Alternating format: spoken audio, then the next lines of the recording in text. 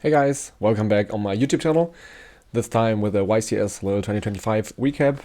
You will be hearing what I've played and how I did in the tournament, why I chose to play what I chose to play, and like what happened to me and everything else. But first of all, I really want to shout out my boy Philip for reaching the final.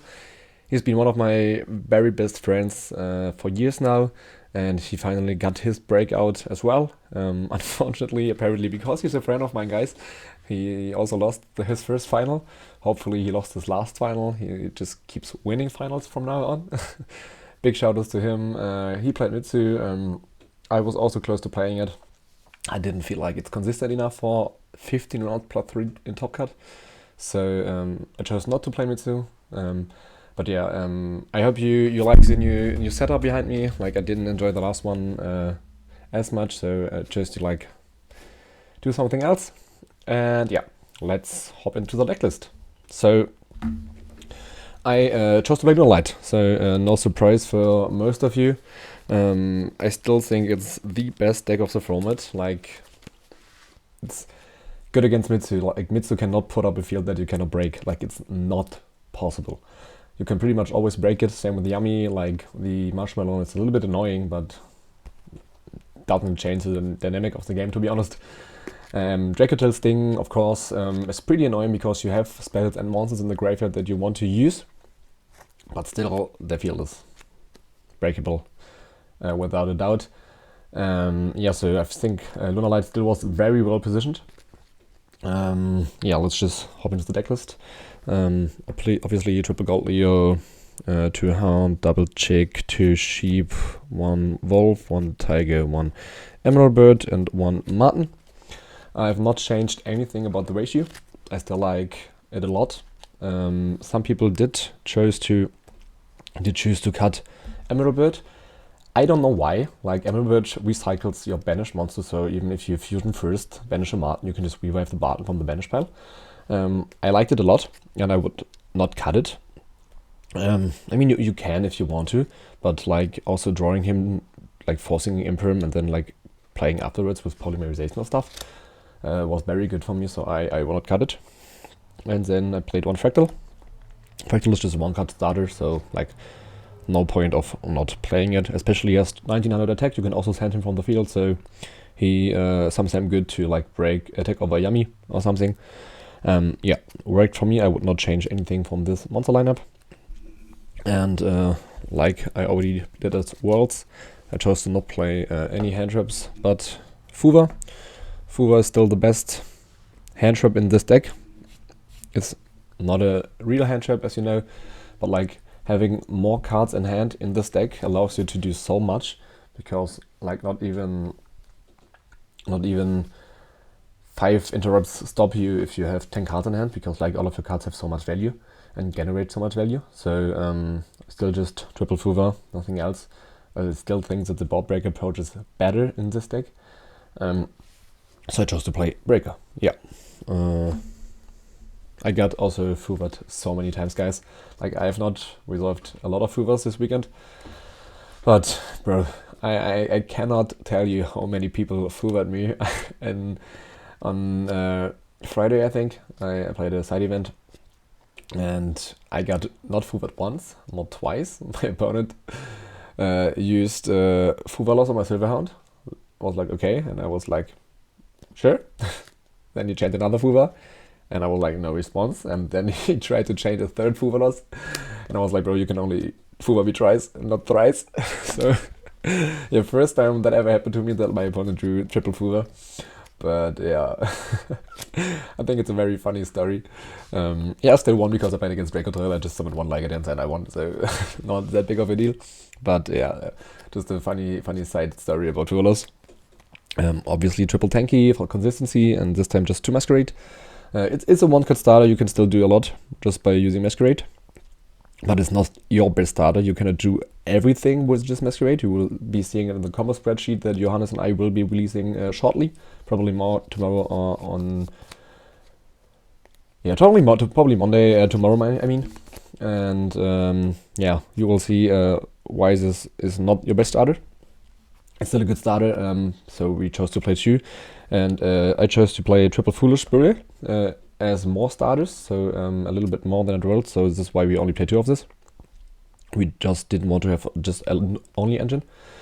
Johannes also played this. This is good because it's a breaker and a starter, so you have multiple purposes using your cards. I drew this, I drew 2 copies of it a lot, but it was very cloggy. But yeah, I think it's a good call right now, because like especially if you want to win game 1, like I was focused on doing, like I didn't want to play 3 games, or I at least wanted to make sure that I start game 3. So yeah, having more starters and having more starters and breakers was good for me. Then we chose to play double perfume, 1 poly, 1 LUNALIGHT fusion, and 1 foolish. And yeah, just mandatory cards. And obviously the goat, talent, and call by. I think they are pretty much self-explanatory, so nothing more about them. And then for the non-engine guys, I've made a video about it. I chose to play triple heavy poly in the main deck. Like I said, I really wanted to win game 1. Not playing game 3, going second into barrier, inscription, mistaken arrest, and so on. So yeah, triple heavy poly, literally the best card of the weekend, best card of the deck, nothing else to say. And then I chose to play triple dark ruler. I saw a lot of people on the Great Purification, the main deck. If they don't play it, dark ruler is just instant game, because they cannot prayers revive after it. And it's also auto win against Yami into Draco Tail right now. It's still good. Like there was no game 1 field that this card is not good into, so I chose to play 3 of them. And then because of the goods, I chose to play the 1 Serenade Dance, as you can see here, and the 1 Blackout. Blackout is just an extender, not an extender, it's an interruption, and this is an extender. So together with goods like these, complete the deck with 40 cards. Honestly, I would not change anything. I think the deck was very good into the format right now, and very good call. Like I got lucky, I didn't got FTK'd. I didn't see an artifact, how's it called, Munir, or I didn't get a bleed. But I think like you have to take some risks. You cannot play a 15-round tournament, build your deck to beat FTKs, or like at least try to beat FTKs. And then you just make your matchup into everything worse. So yeah, I chose to ignore it in the main deck. I mean, the possibility of them winning the dice wall and then FTKing you is, yeah, just 50%. And they even have to do it under Fuvalos, so they give you a lot of draws. They don't know if you are on droplet or not. If you are on droplet, then their FTK is pretty bad, like at least the Ibli one. So yeah, I chose to take the counters on it. 1 for the extra deck, nothing to say, double layer, he's a goat, triple W, goat as well. 2 perfume, 1 parent dancer, and 1 saber dancer, same as worlds. Cross sheep, SP, Almaras, also same as worlds, and the for exceed monsters, also same as worlds, like 15 cards, same as worlds. Like the extra deck is perfect.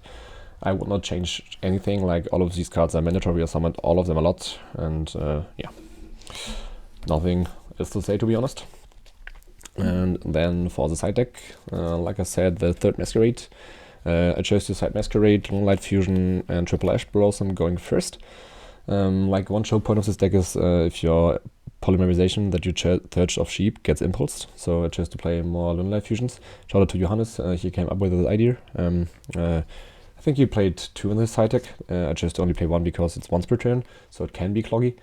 But it's also good into certain matchups, siding going second, so it has multiple purposes, and I like having cards that do more than one thing in this deck. Then for the other go first cards, I chose to side triple Thrust. I didn't like it in the main deck this time, because I think board breakers might be very popular. So this was very fine for me, and I didn't want to just set something of this game 1. Yeah. Then triple Joel. I was scared of what Philip did in his feature matches. I played Mitsurugi myself a lot. I know the Pari combo is pretty easy to achieve, and I just didn't want to lose to Paris, because you need to draw Dark Ruler, otherwise you cannot win. So you have more ways just to deal with it. Yeah, and Joel's also good into a lot of other decks, Sky Striker, K9 variants, and so on. So yeah, Joel was it. Then the last 3 breakers are 2 Lightning Storm and Harpies. I chose to play 2 over 2 Lightning Storms and 1 Duster over 3 of Lightning Storms, because I thought that the only reason to play 3 of this is Pachi, and I thought that I would not face like 18 Mitsurugis. So this is better into Yami, better into Striker, and so on, because you can also search it by thrust, and it's also just not live all the time. So yeah, if you only have this in the deck and you cannot search it by thrust because you have card on field, it's pretty annoying. So I chose to play 1 of this. Then for the last card I played 1 Barrier. Barrier for the sided thrusts.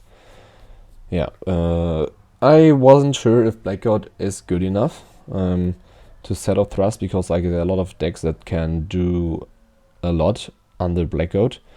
For example, like Curling Snatchy is not that great anymore, because like Link Rebo can do also something. And yeah, Mitsurugi does not need Murakumo to like do an annoying field. They can also Murakumo you on your turn with Magatama. So just Barbarian, like, it wasn't that good for me, to be honest. I drew it a lot of times. I think I'd only set it once of thrust. So yeah, I don't know if I would play it again, to be honest. Especially like with the amount of Mitsuyamis like getting more popular. Like if you call Ritual, they just Synchro Summon. So yeah, not that strong. I got buried a lot of times, but then I just like stalled for a turn with SP and the Hound and Babuska to survive. Yeah, so this worked pretty well for me. So guys, what did I play against? I played against 3 Yami, 1 Blue Eyes, 1 Super Quanto K9, 2 Mitsu, 1 Fire King Jurek, and 1 LUNALIGHT actually. I lost to the Super Quanto guy because I went first in game 3 and had no plays. Like, I played Triple Goods, Triple Masquerade and so on, and still didn't see a single play. And he just auto-gate me afterwards, so that was very annoying. Like, I was so sad because his tower is 3600 big. Mine is 3800 big, so he has no out, and he cannot usually win, so this was very frustrating. And then round 7 I lost against Fire King Jurek. That loss was totally on me, like 100%, like I didn't play properly. I knew what his cards do, I knew what the Jurek cards, but I just didn't play good into it. Like, to be honest, I didn't drink a lot of water 5 hours straight, because I didn't have anything on me and didn't have time to go to the vendor and grab something, like I should have. There's no excuse. Like, right after the loss, I realized, okay, you have to grab something to drink. You weren't focused. So keep in mind, guys, always stay hydrated. Otherwise, you can mistakes like I did, and it can cost you the game. And last round of Swiss, I lost to LUNALIGHT. I went first, game 1, he full-red me. Obviously, I did combo. Did talents, looked into his hand, and saw it's a mirror match. Luckily, he tossed game 1, otherwise with like 10, 11, 12 cards, there's no way you lose the mirror match if you go second. Then game 2, he let me start. Then I got ashed and rolled and lost, because he had 2 ways of playing, through SP and Hound. And game 3, I chose to go first. Like, I think it's still correct to go first. Because if they don't favor you, you can just Silverhound, Babuska, SP, like a dancer. They're not winning usually. I mean, they can win if they have double heavy poly or like double FTK spell, but I think it's not very likely to do so. So I went first, had double foolish goods, thrust, black sheep, and I think LUNALIGHT fusion. I used goods, got ashed and lost. Yeah, sometimes it is what it is. So I went 6-3.